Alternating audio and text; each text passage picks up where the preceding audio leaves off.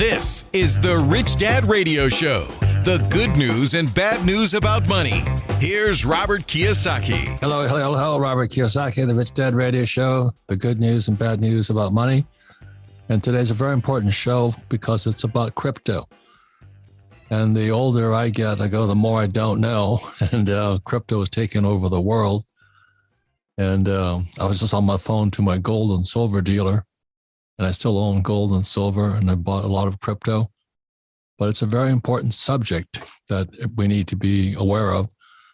And once again, the Rich Dad, we don't recommend anything, but we just do our best to give you the information so you can make your own decisions. So our guest today is Jeff Wang. He's a contributor to the Rich Dad Crypto newsletter, and he is the host of Rocket Fuel Crypto. And he's an authority on it. And the thing is, he's come from the communist. I just left the Communist Republic of Hawaii. And Jeff just left the Communist Republic of San Francisco, or the city of San Francisco. And I'm moving out of Hawaii. It's that bad. I mean, I can't stand it. I love the island. I love the beauty. I love the people. But the government has gone so far woke left, it's hard to live there. And so Jeff just moved out of San Francisco, which is possibly the most beautiful city in America. And I got my first job on 555 Market Street, San Francisco. And he had to leave San Francisco. So I think we'll start with that, Jeff. So Jeff, welcome to the Rich Dad Radio Show, and thank you for hosting the Rich Dad Crypto newsletter. Yeah, thanks for having me on. So why did you move from San Francisco, possibly the most beautiful city in the world? Well, I just had a family, and we were deciding whether or not it was kind of safe even to just walk around at night, and decided to move farther south in the peninsula. So, yeah. So what caused you to think it was getting dangerous or not safe, whatever the thing is? I think things might have gotten too progressive. There was the new DA. They were experimenting with not putting people to jail, and next month there's a recall election for him. So I think things are starting to correct back to the center, but right now it has gotten a little bit out of hand. Yeah, it's I just cannot believe how whacked out these guys are on the left. I don't know what that means, but also the Vice President of the United States, Kamala Harris, is from that same area, and we all know how she got to the top. So that's one thing I like about how progressive these progressives are. But anyway, again, what can you tell me that's going on with crypto? Because, you know, for full disclosure, I have, to me, it's considerable, but I had to buy it at 6,000, and then the next lot I bought was around 9,000. And I had to wait from it. I think it hit 20,000 at one time. Then it retraced down to like 1,000, and I had to watch to see if it was going to rebound. Basically, I traded it. And today it's coming down from I don't know what, but I'm going to get ready to start buying again, but it has to go a little bit lower. So everybody says crypto is in a bear market or Bitcoin is in a bear market, but so is the stock market and so is the bond market.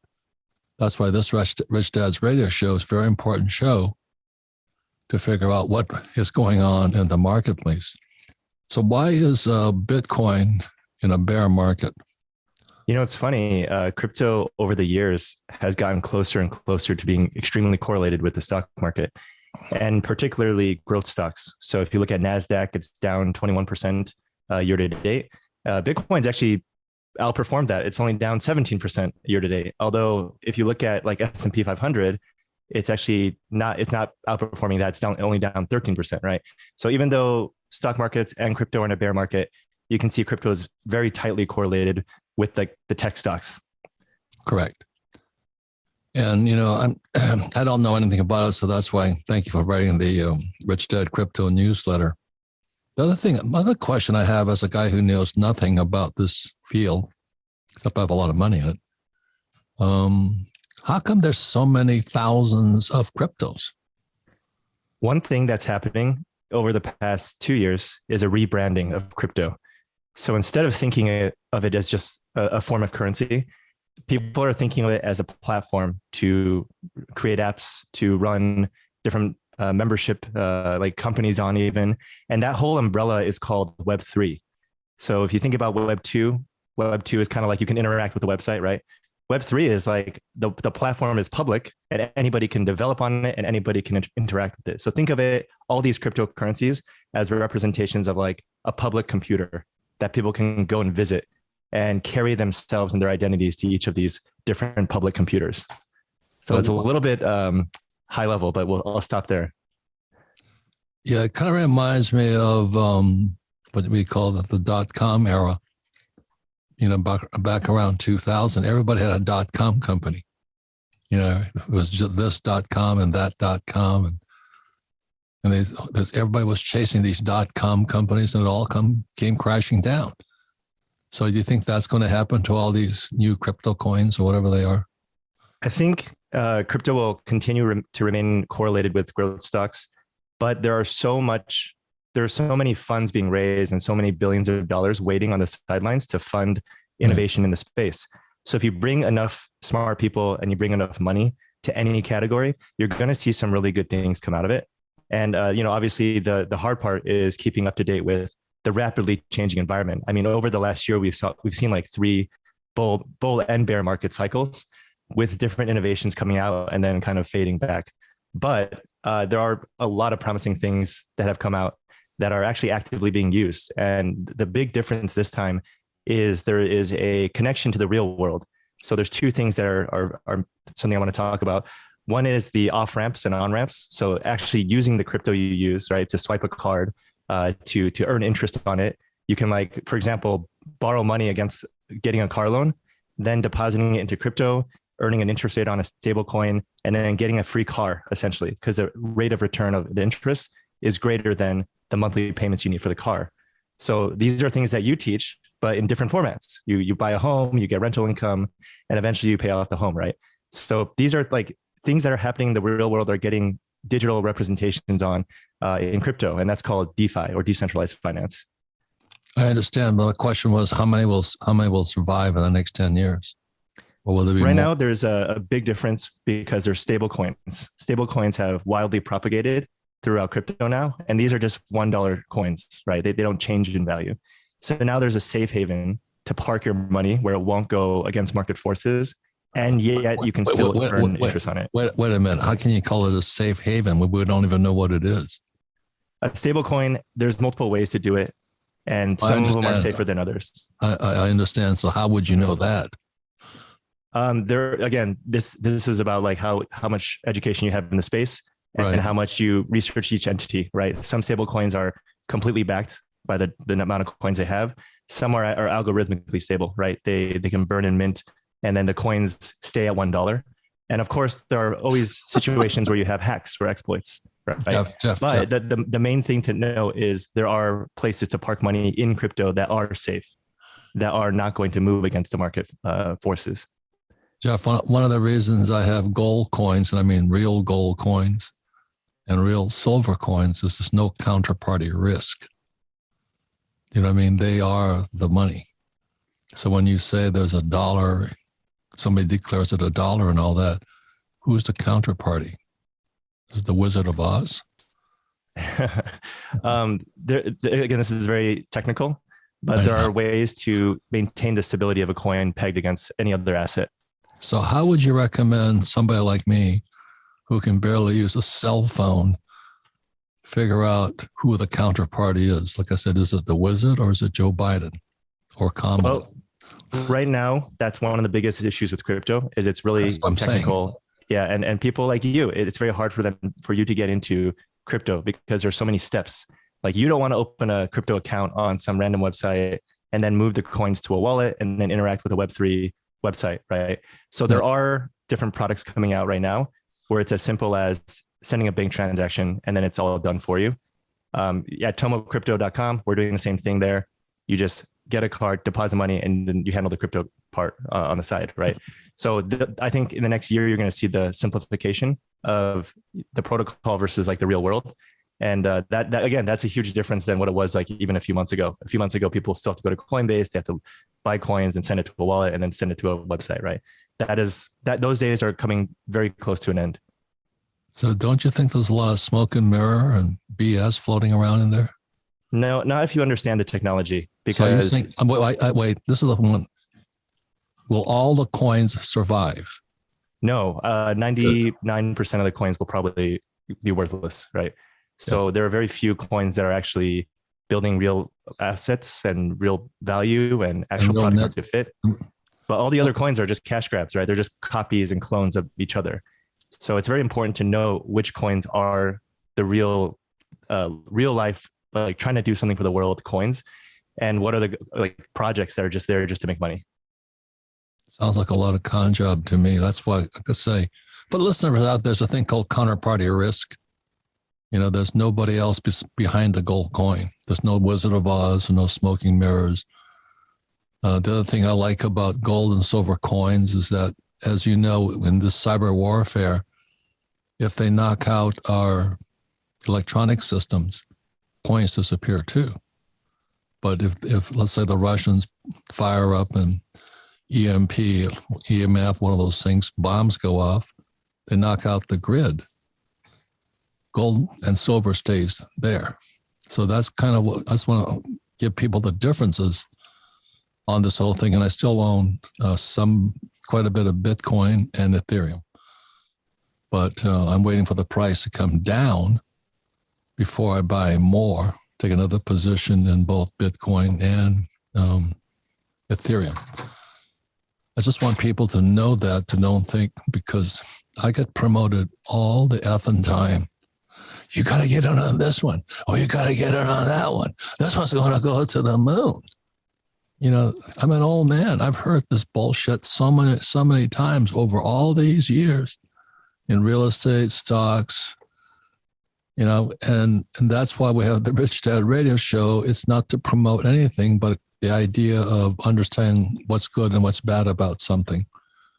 So how does a person find out more? I mean, so for somebody like me, it's best I not get into it because I'm not tech savvy at all. I think one thing to know is anytime you have a new technology and a lot of opportunity, you're going to see a gold rush. No pun intended to what you just said, but a lot of people are going to rush in. They're going to create something that may or may not work, and people are going to speculate. So what's happening right now is there's a ton of money just coming in as speculation. You see the Gen Z people just like see other people get rich and they want to dive in too, right? They see like Dogecoin go up and like, oh my gosh, I got to get it. It's going to go to the moon. But that's not driven by actual technology or actual product like market fit or actual value, right, in the real world. So that's the hard part is figuring out where the value comes and where the product market fit is versus how can I make money on it, right? Because if you focus on what value it brings to the world, then that's the difference. So I'm an old guy. How would I start? Well, I mean, this is why we have Rich Dad Crypto, right? This is for people to understand each of these projects, what they want to bring to the world. Okay. But they're obviously like, it's so much going on in the space. It moves so fast that you do have to keep track, but we try to simplify things, obviously, for those that just want to read it for once a month. Good. So I'll let everybody know that we're not recommending it. And I'm very cautious right now because I get promoted all the time. This coin will go to the moon. I'm going, well, it may also disappear behind the moon as far as I'm concerned. Because I can't see it. We can focus on the kind of the technology, the economic backdrop, even the political forces right now that are happening. We don't need to focus on like specific coins and why they go to the moon or not. That's not the intent. That's why people. Wouldn't you say, Jeff? Wouldn't you say it's nothing the same as real estate? Everybody's jumping into real estate right now. You got to be crazy. Why would you buy at an all-time high? I'm not talking about real estate specifically. So anyway, that's where. So when we come back, we're going to be talking more to Jeff Wang. He's a contributor to the Rich Dad Crypto newsletter. I'm doing my best to warn people that I've seen this rodeo before. It was in real estate and was all this stock and that stock. It was the .com company, pets.com, which disappeared and all of this stuff. And I'm being promoted all the time. I want you to endorse this coin. This friend of mine wanted me to endorse a coin. And I had no idea. But we're friends. Just endorse it so people will come in. I'm going, you've got to be kidding me. So she and I are no longer friends. How dare you ask me to promote something that you can't see? So we'll be back. We'll be talking more about how to how to understand this thing. I think crypto is here to stay. So we'd best learn as much as we can. So we'll be right back.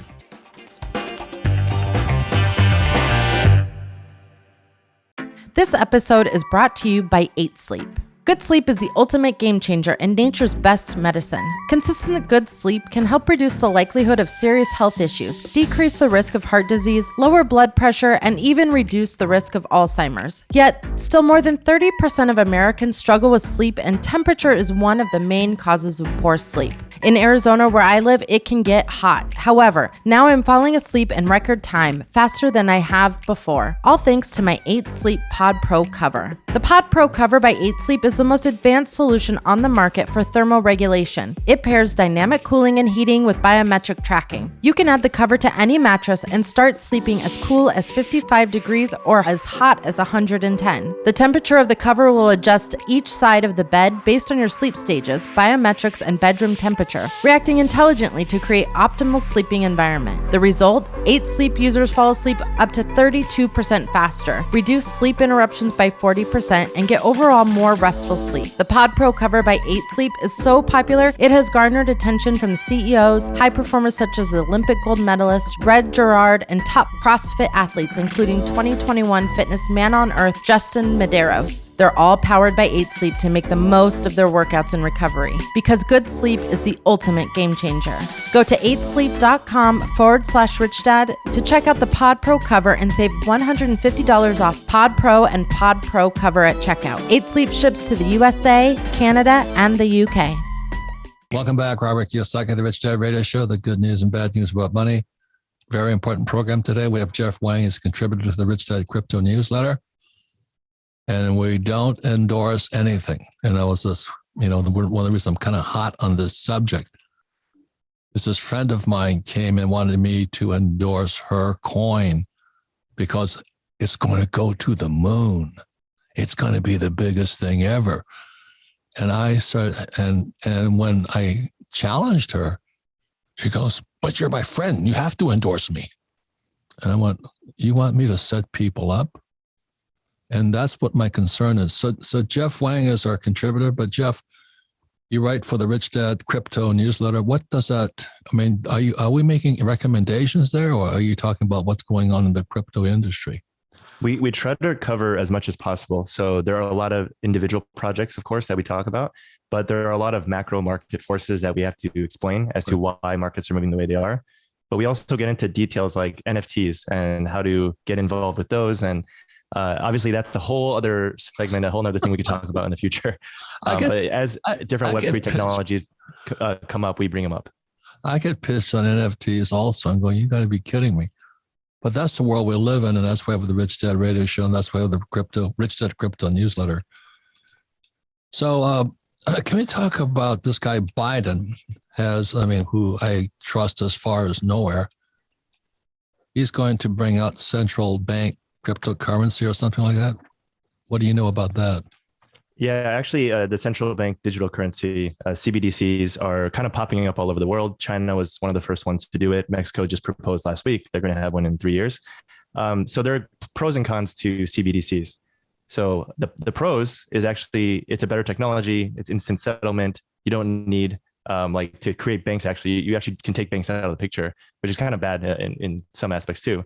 But the negatives is there's going to be greater transparency for the government. People will have to probably KYC into any account they make, that everything that you transact is visible to the government. So these things are like what the public doesn't want, right? So how do you outweigh like the pros and cons? I'll give you an example in China. So there are methods in China where you can deposit into private wallets, very low amounts though, where you can send without the government seeing you. But in general, the government can see everything you do. Otherwise, if you have any large amount transacted, they know exactly who's sending to who. So that's kind of the summary of CBDCs, but we can go over like the executive order and other aspects of it too. So my concern, I'm a layman, I know nothing because I barely, Sarah has to set up my cell phone every day because I get confused in there. But the thing I heard is what you just kind of mentioned here. Isn't a central bank crypto, isn't that big brother surveillance? They can watch what you're doing. Yes. So if you, let's just take an example right now today. If I'm sending money to you Jeff is sending money to Robert, I'm going through a bank, another third party, company or source that has your assets, right? What actually happens too is when I send the money to you, we have to wait a day or two for the money to settle with the Fed, right? To get all the books, and even within the bank, the books all settled. So it's a very, very old technology. It takes multiple days. It's actually very inefficient and very expensive to run. Right. So what the CBDC is trying to do is make sure you have a copy of the ledger, or we're interacting with a copy of the ledger. And when we send money to each other, both ledgers are updated. And that's it. Every other ledger is updated. So there's actually no other, we don't have to wait 24 hours for a settlement. We don't have to check with the Fed if that's the actual balance. It's all instant. So I think there's two things that we have to monitor there. One is that it was instant, the technology is better, but two is you're right. The government can see that I have sent you the exact amount of money to Robert, right? So like that is something that people are not as comfortable about. I'm very uncomfortable with that, because not that I do anything illegal, and not that I would admit it if I did it, but I just don't like the government knowing what's in my wallet and where I'm spending it and what I'm doing with it. So one of the reasons I recommend gold and silver coins is if I want to pay you money, I just give you the silver coin. It's not traceable. I kind of like that. And then if the power grid shuts down, you still have my little silver coin. It's your silver coin now. So anyway, so how do you guys reconcile that in your heads about the possibility of Big Brother watching you, or George Orwell, I think, wrote that book. I mean, that's kind of the reason why crypto is there, right? Because it doesn't require any relation to the government. And that's kind of why governments are acting all around the world, actually, due to the Russia-Ukraine conflict, to kind of figure out what crypto is, how do you regulate it, how do you enforce it, what are the restrictions people should have when they take crypto and send it to each other, right? So this is like actively happening. Crypto is completely separated from the world financial system. And because of that, even the central bank digital currencies aren't really going to pose any control if people can just use this decentralized version of money, right? So that brings up my next question, because what I hear about that is, what makes you think the government will allow individual private Bitcoins or cryptos to operate? That's the thing about crypto. As long as you have a piece of paper that has a string of text in a certain combination, that is your wallet. You can send money and receive money off of it. Obviously, you have to go through some sort of node, but that means that anybody in the world can receive money and anybody can send money, and that's completely disconnected from any government. So you're saying the government will not touch it? The only thing the government can do is monitor where the money is coming off the ramp, right? So if I ever convert crypto into USD, I need to convert it somewhere and I need to deposit it somewhere, right? Obviously, that's not always the case. Maybe there's off ramps that directly go to some other country. But the point is, the government, what they're going to try to do, their strategy is to make sure anytime money converts from crypto to USD, that is monitored. And then if USD ever comes off of that platform, the government must know who that came from, right? Otherwise, in between, it's completely up in the air, although it is like transparent on the blockchain. Yeah, there's a guy named Meyer Amschel Rothschild who said, "I care not who makes the rules, just let me control the money." So since I was a little kid at 9 years old studying money, I realized the only people that control money are governments, tyrants, and despots. And so that's the Federal Reserve Bank and the U.S. Treasury. And one of the reasons I have gold and silver and Bitcoin is because I don't trust the government, I don't trust the Fed, I don't trust the Treasury. So my question is, how long do you think, are you trying to say that the government will never be able to stop Bitcoin? The government will never be able to stop Bitcoin. They can only control the conversions to USD. Until I convert to dollars. But as long as I stay outside the U.S. criminal system, I'm okay. Yes. And what's crazy is a lot of these new projects coming out this year are designed to be completely disconnected from any banks. So you can live your life completely without banks. The moment you transact in crypto, it stays in crypto. Yeah, it's going to be an exciting time. It's like I said, only people, tyrants, despots, and governments. And one of the reasons I don't have any stocks is I don't trust the stock market, which is the investment banking system. So I'd rather invest in my own stocks per se. Anyway, it's kind of an interesting way of thinking. We're not endorsing anything at Rich Dad here. We're just information. The last thing is I heard, I guess crypto played a big role in the Russia-Ukrainian conflict there. What happened there? So it's really interesting that there's both positive and negative viewpoints on this, because the moment that the war started, sanctions were starting to hit, and different countries were trying to cut Russia off from different financial systems, right, and platforms. So the first thought from world governments was, is Russia able to evade sanctions with crypto? Are they going to ask other countries to give them Bitcoin and transact that to trade oil, for example? But instead, they went for the ruble, right? They said, we only accept ruble, so that's trying to boost up their currency. And then on the flip side, Ukraine, all they did was print out an Ethereum wallet. They said, here's our Ethereum wallet, please donate to us. They got $100 million within the first few months. And it was like they didn't do anything except tweet it out, right? So think about that. Like, they didn't ask another country to wire money in, or, obviously they did, but they didn't have to. They just needed to tweet out an address, and then they received hundreds of millions of dollars just from crypto coming in. That's amazing. And with my old brain, I'm going, was there really $100 million there? Or was it all like the US dollar printed out of nothing? Well, no, it's in various forms of crypto. Like, they had different wallets. Yeah. I understand. But to me, crypto is not much different than the US dollar. You just print it. You just create it. Well, here's the difference with crypto. That is baked into the programming. There's an exact science behind how much crypto can be created. I understand. Whereas like the US dollar, someone could just type in how much they want for the next year, right? So I don't know much. I have an old brain, but to me, where did that come from? What was the source? Look, it's baked in the protocol. I understand, but somebody just typed it up. They made it up. That's my opinion, and I'm willing to be wrong on this one. But I own oil wells, and to me, oil is money. But I have to dig it up. I have to ship it someplace. I own gold companies, gold mines, and silver mines. So we dig it out, and we actually ship it somewhere.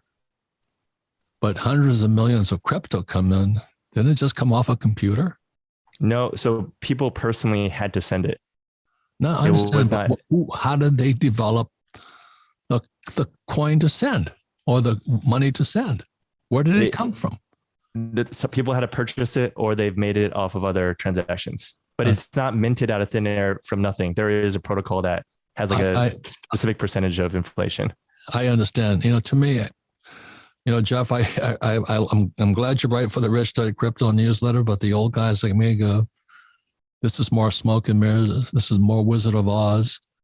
You look behind the scenes there. What did that money come from? That's my question. As an old guy, and I still own Bitcoin. I'm waiting it to go drop down to 20K, and I'll probably start buying some more. But I actually had to sell, rent from my apartment buildings. I had to sell oil, and I actually had to sell gold and silver. So there was actually something tangibly produced. And the question I'm kind of asking you, where does Bitcoin or Ethereum or Dogecoins or NFTs come from? I think the reason why there is value is because you can see exactly how many of those coins are in circulation. Right? I understand that, Jeff. Where did it come from? It's digital, right? It's digital scarcity. Did somebody make it up? Yeah. Well, when they created Bitcoin, they said there's going to be 21 million total Bitcoin, right? And then you can only have a certain amount mined, right? So I can start the Kiyosaki coin and say, well, we're only going to print, I'm only going to make up 18 million. But people have to use it, right, for it to have value. People have to transact in it. I understand. That has value, right? I sell oil for my money. What do you guys sell? That's what I want to know. I think the disconnect here is why the coin has value versus the demand and supply, right? So there's always a demand and supply element to everything we just talked about with oil, with gold, with Bitcoin, right? No, hold it. There's a use to it. People pump it into their gas tanks, or not Tesla cars, but oil is used for fertilizer, to provide food and all this stuff. I'm just putting you on the hot spot here because it's a question I have, and I'm more doing it for the Rich Dad readers. Can I trade Bitcoin? But I don't think it has any value. I just play the game. And so I want to know how young guys like you can sit there and say, oh, it's only 21 million. I said, but where'd they come from?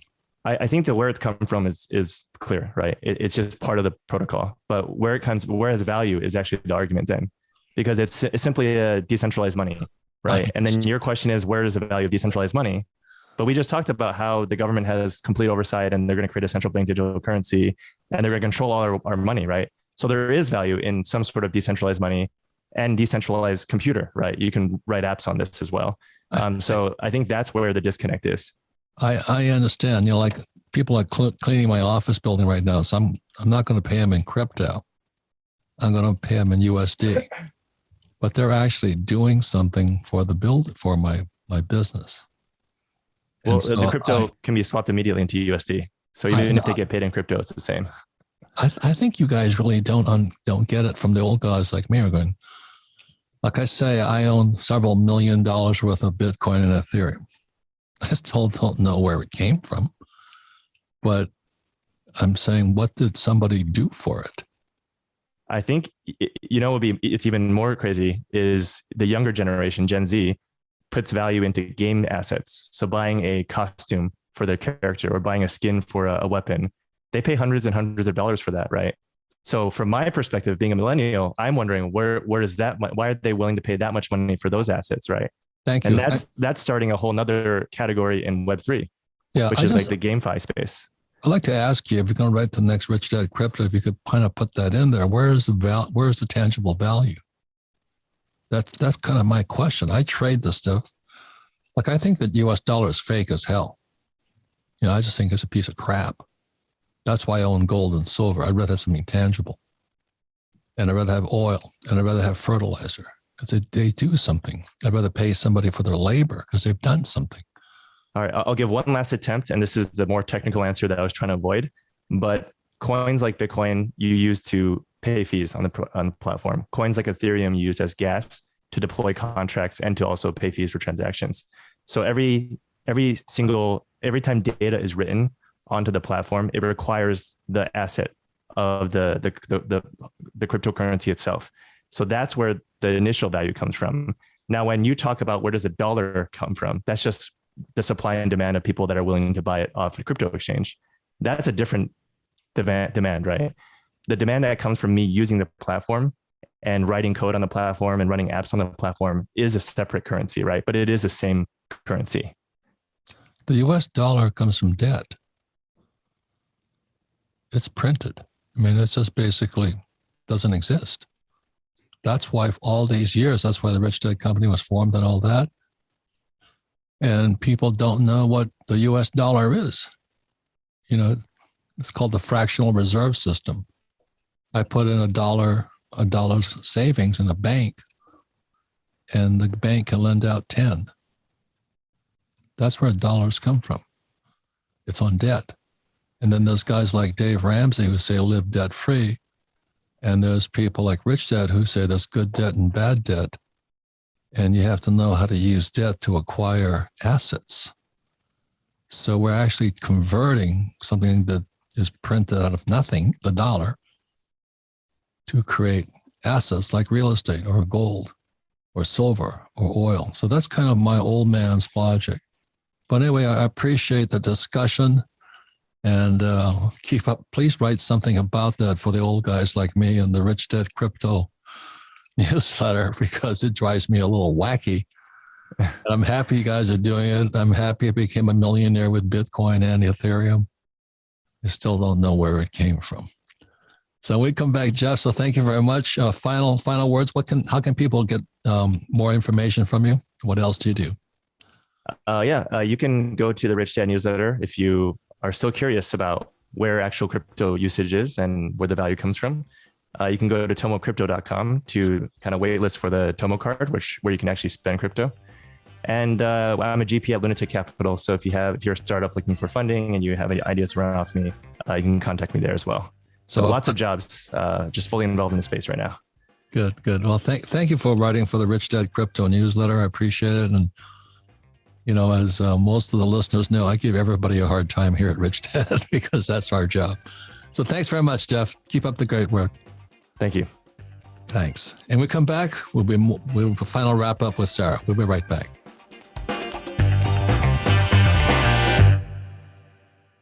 Welcome back, Robert Kiyosaki, the Rich Dad Radio Show, the good news and bad news about money. I want to thank Jeff Wang again. He's a contributor to the Rich Dad Crypto newsletter. And as you've been following the Rich Dad Radio Show, I give everybody a hard time if I don't understand something. And that includes the real estate guys, because as we all know, there's a lot of BS in real estate also. I mean, I just can't believe people are jumping in to buy real estate now at the top of a market.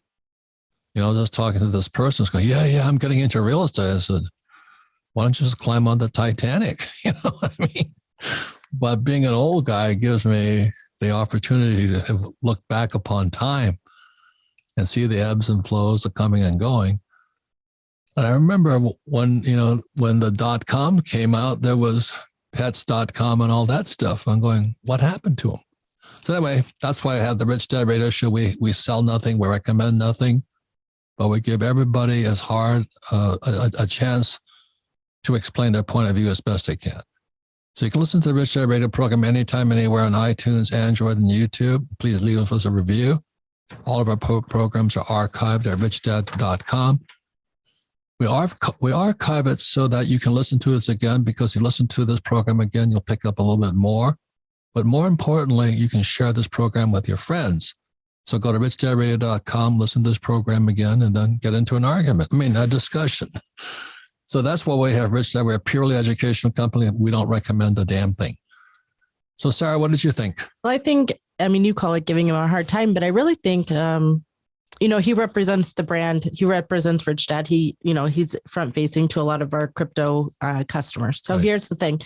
And why I appreciate you pushing him is that it forces him to keep it simple. It forces him to explain it in simple terms, because like you said, old guys, don't understand, and they're set on hard assets or, whatever. So I think it's an interesting perspective. I think it really forced him to try to explain it as simple as possible. And that's what we're all about. Well, he says, I'll just send you a line of code. That's what crypto is. Yeah. Yeah. It's the same thing as a fractional reserve system. Let's say the fractional reserve is 10. That means you trundle on down to the bank, you bust your ass, you pay taxes, and you have $1 left. It probably takes you $10 to make that $1 because of taxes and all of this stuff.